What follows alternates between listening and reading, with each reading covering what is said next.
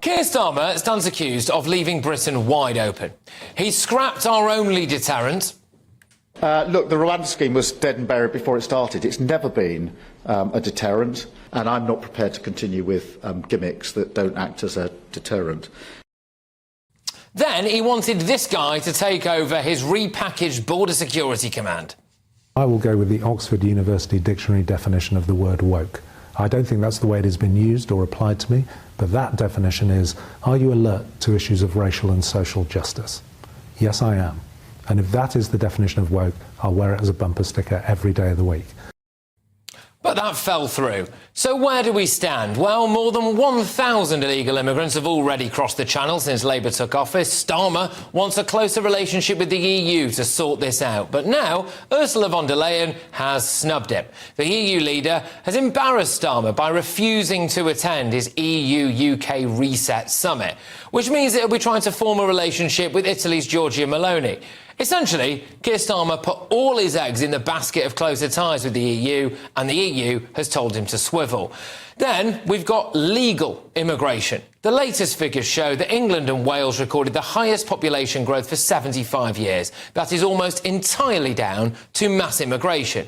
Previously, Sir Keir Starmer has said this. We Conservatives have let immigration get out of control. We've got record numbers of people coming to this country, and they've now said they're going to have a visa cap. They've not said what the number is. They've got a visa cap without a cap. We did have a visa cap before. Rishi Sunak argued to get rid of it, which they did in 2020, and now they're going back to it, but without a number. It is utter chaos. All right, well, he's in charge now, and it's just emerged that the Prime Minister has shelved plans to reduce the number of foreign workers. That will not be in tomorrow's King's Speech.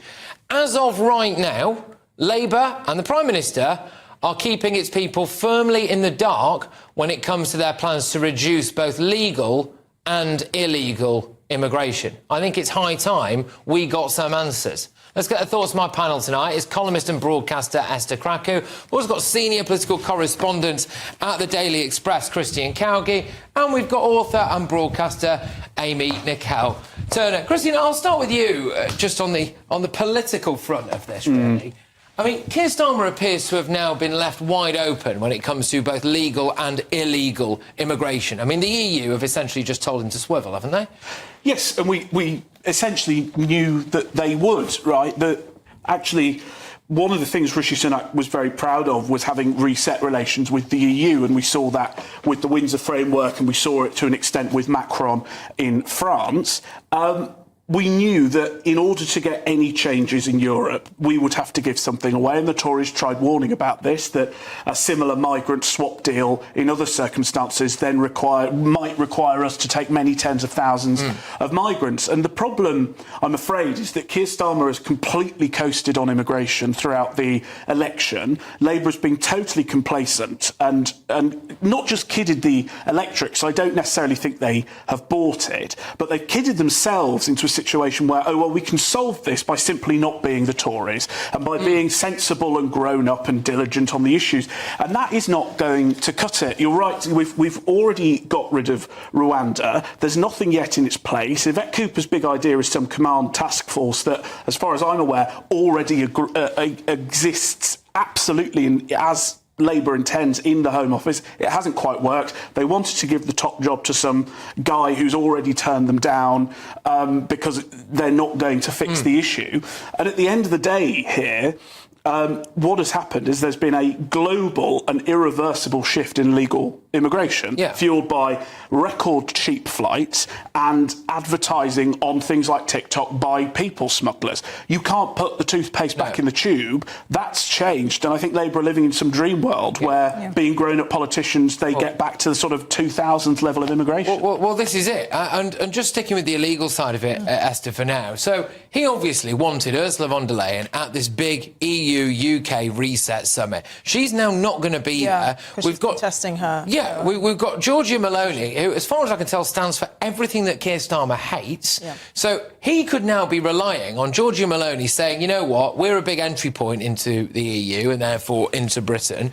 We'll turn back the boats. We'll use something like a Rwanda plan. We'll start deporting people. And Keir Starmer will just say, great, thank you very much. At least I'm not the one doing it. Well, and it's interesting that he's choosing Giorgia Meloni, and the reason for that is because the Italians are the most stable partner at the moment. I mean, in Germany and France, which would be much more closer to his ideological allies, it's a bit chaotic. I mean, the French election has left the country basically in a state of limbo, and in Germany, there's some frequent collisions, means it's very difficult to get anything done. So the actual right-wing person that he would personally, in terms of his politics, loathe, he has no choice than to do a deal with. I still think that Labour have not ruled out the option of sending migrants to a third country for processing. They just don't want to brand it as Rwanda, right? Because in politics now, perception is reality. The Danish made a very public point of looking to Rishi Sunak's Rwanda policy because they actually wanted to mimic it. And so did the Germans, and so did many other Eastern European countries. So it wasn't, this kind of really public disgust that he had with the policy actually didn't match up with many of his European allies thought of it. And it's going to be a reality that's going to hit. One thing he's going to do, I suspect, is going to try and bury the news. He's going to try and find a way to find a third country that most European countries agree with, that they can relatively send migrants to relatively cheaply, and then find something to bury the news with. I mean, I reckon that actually one of these European countries will just use Rwanda and they'll let us pay for it because we already have. It might not be Rwanda because the PR around Rwanda is bad enough. Possibly, but I mean, we've paid for it. We're not going to get the money back, which, by the way, I think is fair enough. We've defrauded ourselves. Yeah. I don't think the Rwandans have got any obligation to give us a penny back at all. We've mugged ourselves off big time, and the infrastructure presumably is there. What would stop another European country just using Rwanda? I'd be amazed. I mean, they might use like an overseas territory of I don't know, the French. But I mean, well, we explored all the options, right? Rwanda was the one we arrived at as the compromise that was cost-effective and had better human rights records.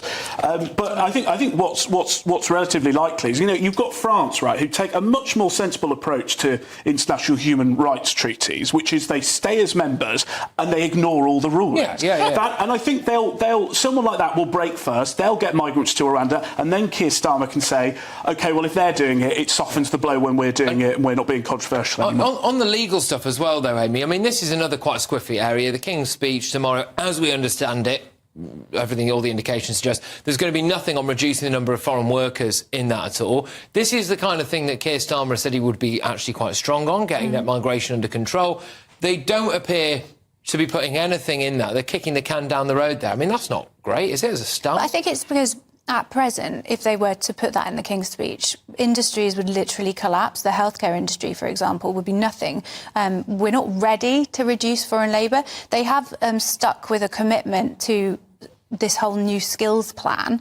So maybe in a few years' time we could look at reducing foreign labour. But one of the interesting things is that natural growth in the domestic population is the lowest for 46 years. So we've got a falling birth rate, an ageing population. We really do need that foreign labour at the moment. And when you talk to people about the legal number, you say international students, well, they earn the economy millions, so you don't really want to get rid of that. Asylum seekers who are here from Ukraine, Hong Kong, Afghanistan, don't want to get rid of that. And then the skilled labour shortages. I can't really see where we're going to be able to quickly make cuts on the number. Well, I mean, the interesting bit that's not being included in the King's speech tomorrow is the aspect of training. So actually forcing British companies to invest and train British workers before they can have the kind of the privilege of bringing in foreign labour, which is a point that actually you would think on the left side of the political aisle would be very popular, because this is why businesses have been so keen on importing cheap labour, because they don't have to invest in the British population, which is expensive. Yeah. It's also why a lot of the unions back Brexit. I think they just can't legislate it at the moment. I understand it on the point that the reason why he's not gone for it in this parliament is because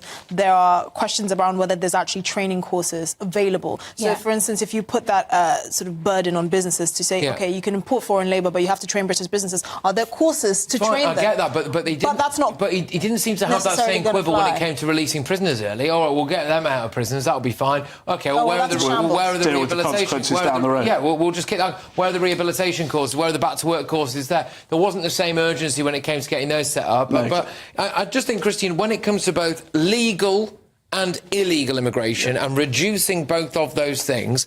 As it currently stands, we don't know what Labour's policies are, do we?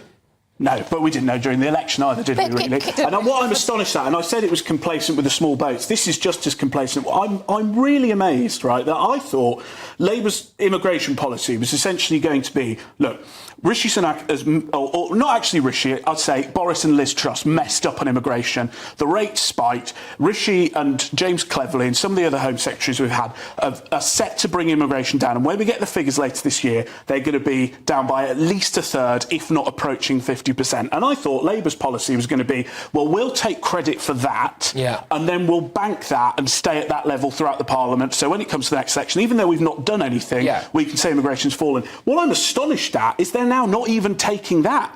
They're now actively delaying some of those major policy announcements by the Tories that would have brought down immigration.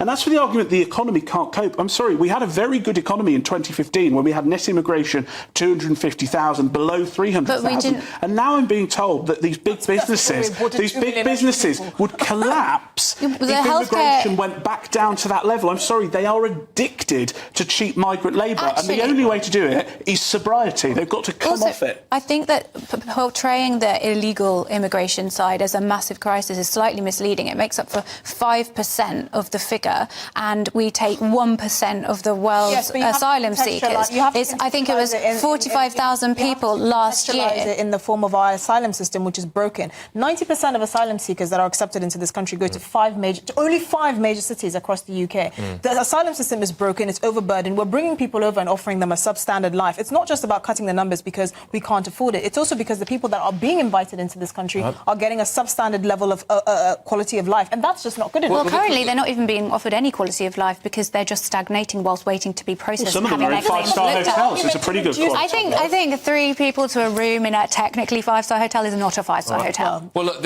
put it this way: the clock is ticking, right? Ursula von der Leyen is not going to meet Keir Starmer for this big UK-EU reset. So that's not happening. So we're going to have to wait a bit longer for that. That has massive knock-on consequences for how we're going to deal with illegal immigration and asylum seekers. When you look at the legal side of it, like we've just said, there, he's kicking a can down the road. Well, it remains to be seen what happens, doesn't it? But, you know, he's going to have to give us some answers at some point soon.